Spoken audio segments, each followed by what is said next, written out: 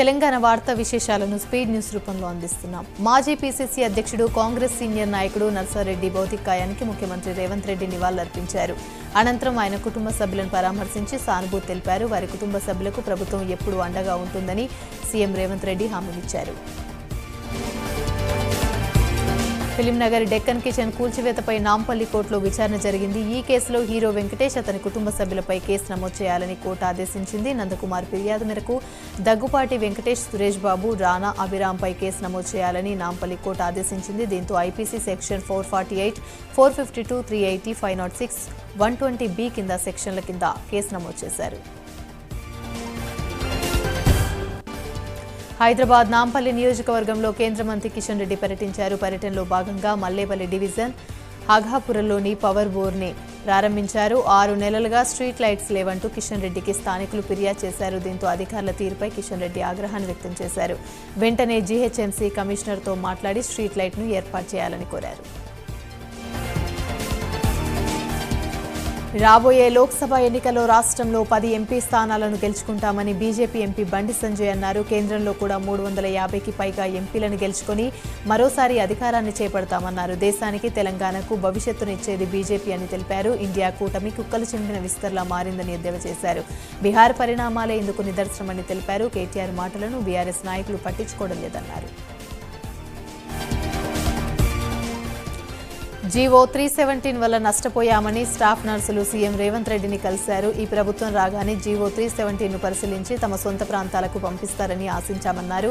కొత్తవారి appointment orders వచ్చేలోపు తమను తమ సొంతూలకు పంపించాలని కోరారు. ఈ క్రమంలోనే జూబ్లీహిల్స్లోని సీఎం నివాసానికి నర్సులు పెద్ద ఎత్తున తరలివచ్చి విజ్ఞప్తి చేశారు. పంజాగుట్ట కారు ప్రమాద కేసులో కీలక పరిణామం చోటు చేసుకుంది. సస్పెండ్ అయిన సీఐ దుర్గారావుపై ఉన్నతాధికారులు కేసు నమోదు చేశారు. ఇప్పటికే సీఐ ప్రేమ్ కుమార్ను అరెస్ట్ చేశారు. ప్రమాదం తర్వాత సీఐలు దుర్గారావు, ప్రేమ్ కుమార్లు షకీల్తో మాట్లాడినట్టు పోలీసులు గుర్తించారు.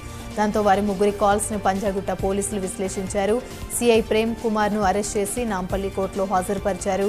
వ్యక్తిగత పూచీకత్తుపై కోర్టు ఆయన్ని ఇప్పటికే విడుదల చేసింది. ఇవాళ తాజాగా మరోసారి దుర్గారావుపై కేసు నమోదైంది.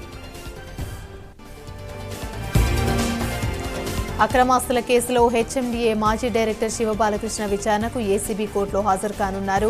శివబాలకృష్ణ కస్టడీ పిటిషన్పై విచారణ జరపనున్నారు. విచారణ కోసం ఏసీబీ అధికారులు 5 రోజుల కస్టడీ కోరారు. ఆదాయానికి మించిన ఆస్తులు జమ చేసినట్లుగా గుర్తించిన ఏసీబీ అధికారులు ఇప్పటికే దాడులు నిర్వహించి ఆస్తిని జప్తు చేశారు. సికింద్రాబాద్లోని అల్పా హోటల్లో బాంబు పెట్టారంటూ ఫేక్ కాల్ చేసిన వ్యక్తిని పోలీసులు ఆదివారం అరెస్ట్ చేశారు. ఖమ్మంకు చెందిన గౌస్ పాషా ఉపాధి కోసం హైదరాబాద్ వచ్చి జగద్గిరిగుట్టలో నివాసం ఉంటున్నాడు. కూకట్పల్లిలోని ఓ హోటల్లో వంట మనిషిగా పనిచేస్తున్నాడు.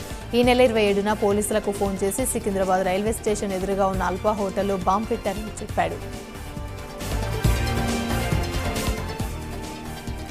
సంగారెడ్డి జిల్లా రామచంద్రాపురం పోలీస్ స్టేషన్ క్వార్టర్స్లో అగ్ని ప్రమాదం చోటు చేసుకుంది. ఈ ఘటనలో 47 వాహనాలు దగ్ధమయ్యాయి. అగ్ని ప్రమాదంలో 36 బైకులు, 8 కార్లు, 3 ఆటోలు అగ్నికి ఆహుతైనట్లు రామచంద్రాపురం సీఐ కట్టా నరేందర్ రెడ్డి వెల్లడించారు. పోలీస్ క్వార్టర్స్ ప్రహారీ గోడకు అవతల నుంచి గుర్తు తెలియని వ్యక్తులు ఎవరైనా బీడీని వెలిగించి పడేశారా అనే అనుమానాలు సీఐ వ్యక్తం చేశారు. చుట్టూ ఎండిగడ్డి ఉండడంతో ఒక్కసారిగా మంటలు చెలరేగాయన్నారు. ఈ ప్రమాదంపై కేసు నమోదు చేసి విచారణ చేపట్టామన్నారు.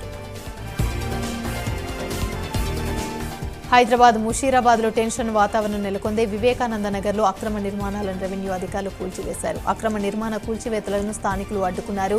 దీంతో భారీగా పోలీసులు మోహరించారు. 70 సంవత్సరాలుగా 23 దళిత కుటుంబాలు ఇక్కడ నివాసం ఉంటున్నామని హైకోర్టులో కేసు పెండింగ్లో ఉన్నప్పటికీ అధికారులు నిర్మాణాలను కూల్చివేయడం దారుణమన్నారు. కూకట్పల్లిలోని మాధవరం సువీలమ్మ మెమోరియల్ బాలుర ప్రాథమిక పాఠశాలను ఎమ్మెల్సీ నవీన్ కుమార్తో కలిసి ఎమ్మెల్యే మాధవరం కృష్ణారావు ప్రారంభించారు. ఎమ్మెల్సీ నవీన్ కుమార్ ఆధ్వర్యంలో తమ సొంత నిధులతో పలు స్కూళ్లను అభివృద్ధి చేశామని అన్నారు. కార్పొరేటర్లు సైతం ప్రభుత్వ పాఠశాలలో మెరుగైన వసతులు కల్పించేందుకు కృషి చేస్తున్నామన్నారు. ప్రోటోకాల్ విషయంలో అధికారులు అలసత్వం వహిస్తున్నారని వారిపై ఆగ్రహాన్ని వ్యక్తం చేశారు. పార్టీలకు అతీతంగా అభివృద్ధి లక్ష్యంగా ముందుకు వెళ్తున్నామని తెలిపారు.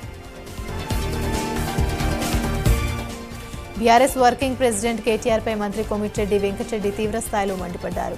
కాలు గోటికి కూడా సరిపోని రేవంత్ రెడ్డి కేసీఆర్ ను ఇప్పుడు ఫామ్ హౌస్ కి పరిమితం చేశారని ఎద్దేవా చేశారు. గోటికి సరిపోని రేవంత్ రెడ్డి తమకు 50,000 ఓట్లతో ఓటమి పాలయ్యేలా చేశారన్నారు. జెడ్పీటీసీ నుంచి ఇండిపెండెంట్ ఎమ్మెల్సీగా గెలిచి అంచెలంచెలుగా ఎదిగిన రేవంత్ రెడ్డి సీఎం అయ్యారని కొనియాడారు. కొండమాడుగులో కాలుష్య పరిశ్రమలు తీసేసి రెసిడెన్షియల్ జోన్గా మారుస్తామన్నారు. తాను పార్టీ మారుతున్నానన్న వార్తలపై ఎమ్మెల్యే ప్రకాష్ గౌడ్ స్పందించారు. నియోజకవర్గ అభివృద్ధి కోసమే సీఎంని కలిశామని ఎమ్మెల్యే ప్రకాష్ గౌడ్ స్పష్టం చేశారు.